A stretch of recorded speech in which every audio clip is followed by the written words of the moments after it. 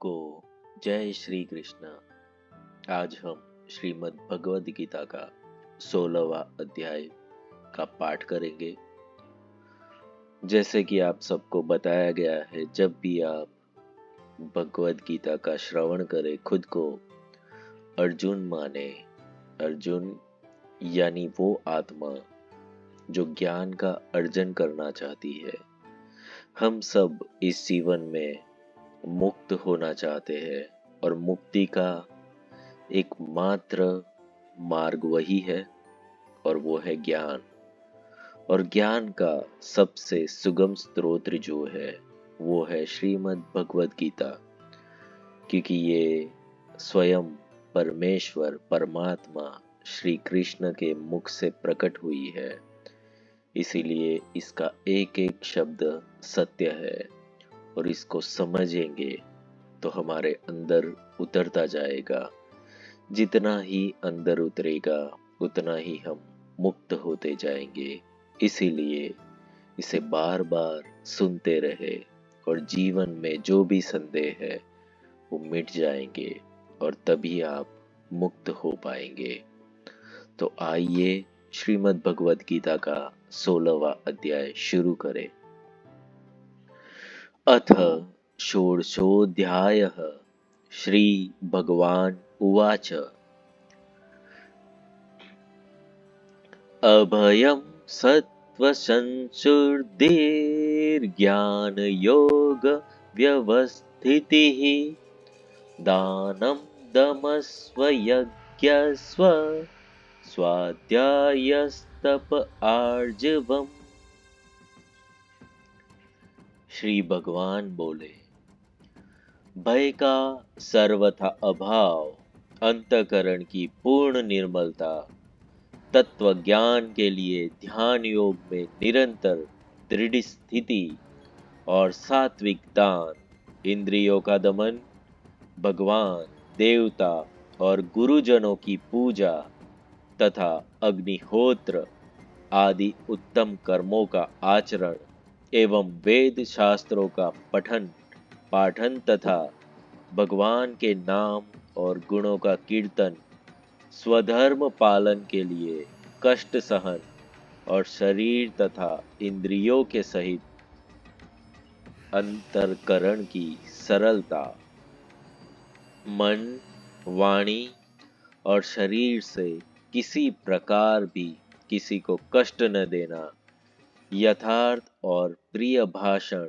अपना अपकार करने वाले पर भी क्रोध न होना, कर्मों में कर्तापन के अभिमान का त्याग, अंतःकरण की उपरति अर्थात चित्त की चंचलता का अभाव, किसी की भी निंदादि न करना, सब भूत प्राणियों में हेतु रहित दया, इंद्रियों का विषयों के साथ संयोग होने पर भी उनमें आसक्ति का न होना, कोमलता, लोक और शास्त्र से विरुद्ध आचरण में लज्जा और व्यर्थ चेष्टाओं का अभाव, तेज, क्षमा, धैर्य, बाहर की शुद्धि एवं किसी में भी शत्रुभाव का न होना और अपने में पूज्यता के अभिमान का अभाव, ये सब तो हे अर्जुन दैवी संपदा को लेकर उत्पन्न हुए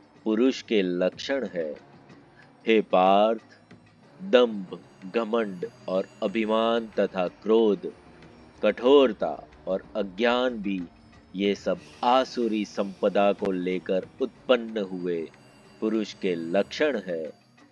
दैवी संपदा मुक्ति के लिए और आसुरी संपदा बांधने के लिए मानी गई है।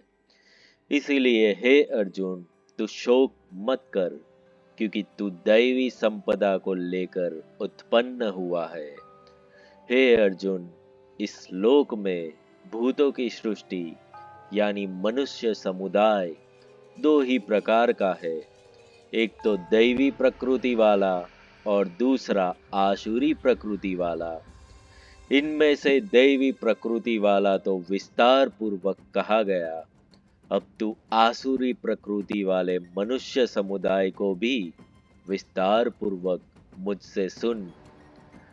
आसुर स्वभाव वाले मनुष्य प्रवृत्ति और निवृत्ति इन दोनों को ही नहीं जानते, इसीलिए उनमें न तो बाहर भीतर की शुद्धि है, न श्रेष्ठ आचरण है और न सत्य भाषण ही है। वे आसुरी प्रकृति वाले मनुष्य कहा करते हैं कि जगत आश्चर्य रहित, सर्वथा सत्य और बिना ईश्वर के अपने आप केवल स्त्री पुरुष के संयोग से उत्पन्न है। अतएव केवल काम ही इसका कारण है, इसके सिवा और क्या है। इस मिथ्या ज्ञान को अवलंबन करके जिनका स्वभाव नष्ट हो गया है तथा जिनकी बुद्धि मंद है, वे सबका अपकार करने वाले क्रूर कर्मी मनुष्य केवल जगत के नाश के लिए ही समर्थ होते हैं। वे दंभ, मान और मद से युक्त मनुष्य किसी प्रकार भी पूर्ण न होने वाली कामनाओं का आश्रय लेकर अज्ञान से मिथ्या सिद्धांतों को ग्रहण करके और भ्रष्ट आचरणों को धारण करके संसार में विचरते हैं तथा वे मृत्यु पर्यंत रहने वाली असंख्य चिंताओं का आश्रय लेने वाले, विषय भोगों को भोगने में तत्पर रहने वाले, इतना ही सुख है इस प्रकार मानने वाले होते हैं। वे आशा की सैकड़ों फांसियों से बंधे हुए मनुष्य काम क्रोध के परायण होकर विषय भोगों के लिए अन्यायपूर्वक धनादि पदार्थों का संग्रह करने की चेष्टा करते हैं। वे सोचा करते हैं कि मैंने आज यह प्राप्त कर लिया है और अब इस मनोरथ को प्राप्त कर लूंगा। मेरे पास यह इतना धन है और फिर भी यह हो जाएगा। वह शत्रु मेरे द्वारा मारा गया और उन दूसरे शत्रुओं को भी मैं मार डालूंगा। मैं ईश्वर हूँ, ऐश्वर्य को भोगने वाला हूँ। मैं सब सिद्धियों से युक्त हूँ और बलवान तथा सुखी हूँ। मैं बड़ा धनी और बड़े कुटुंब वाला हूँ। मेरे समान दूसरा कौन है। मैं यज्ञ करूंगा, दान दूंगा और आनोद प्रमोद करूंगा। इस प्रकार अज्ञान से मोहित रहने वाले तथा अनेक प्रकार से भ्रमित चित्त वाले मोह रूप जाल से समावृत और विषय भोगों में अत्यंत आसक्त आसुर लोग महान अपवित्र नरक में गिरते हैं। वे अपने आप को ही श्रेष्ठ मानने वाले घमंडी पुरुष धन और मान के मद से युक्त होकर केवल नाम मात्र के यज्ञों द्वारा पाखंड से शास्त्र विधि रहित यज्ञ करते हैं। वे अहंकार, बल, घमंड, कामना और क्रोधादि के परायण और दूसरों की निंदा करने वाले पुरुष अपने और दूसरों के शरीर में स्थित मुझ अंतर्यामी से द्वेष करने वाले होते हैं। उन द्वेष करने वाले पापाचारी और क्रूर कर्मी नराधमों को मैं संसार में बार बार आसुरी योनियों में ही डालता हूँ।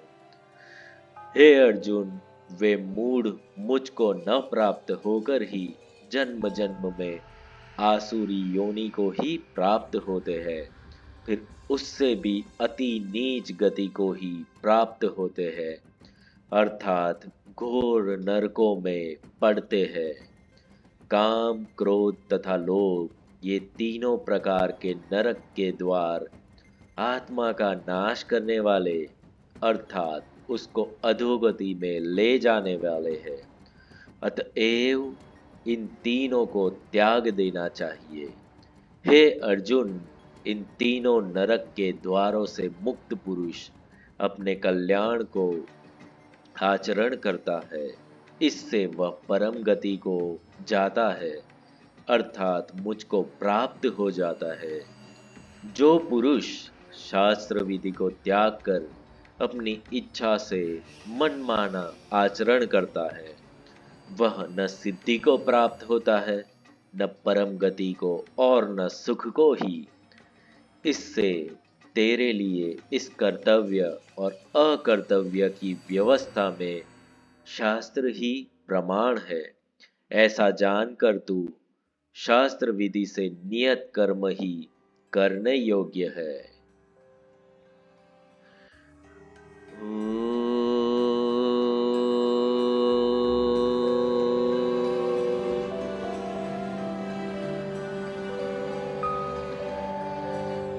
तत्सदिति श्रीमद्भगवद्गीतासूपनिषत्सु ब्रह्मविद्यायां योगशास्त्रे श्रीकृष्णार्जुनसंवादे दैवासुरसम्पदविभागयोगो नाम षोडशोऽध्यायः।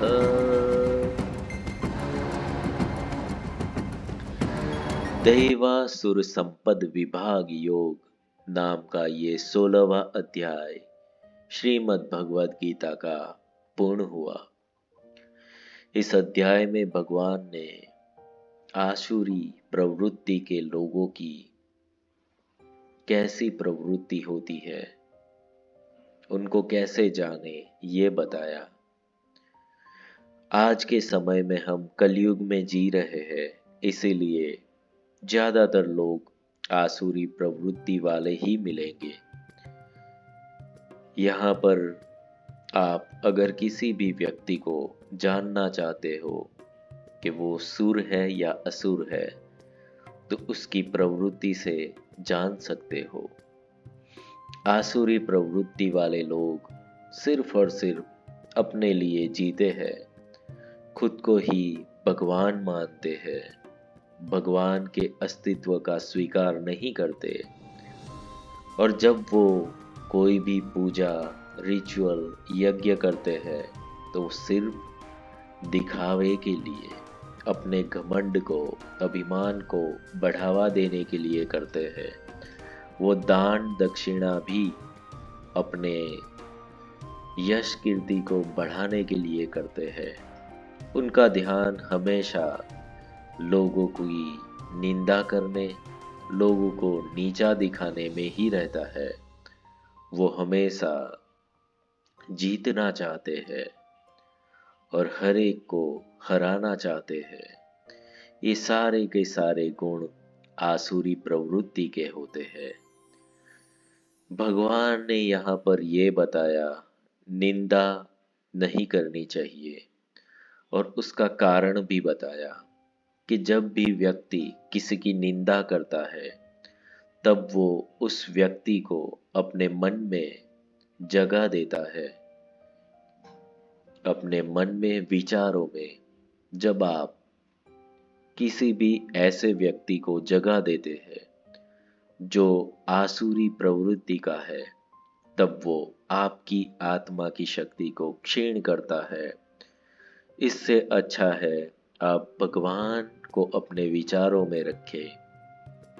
जितने भी असुर हमने अलग अलग युगों में देखे, जिनकी वध का कारण भगवान रहे, उनको अंत में स्वर्ग मिला।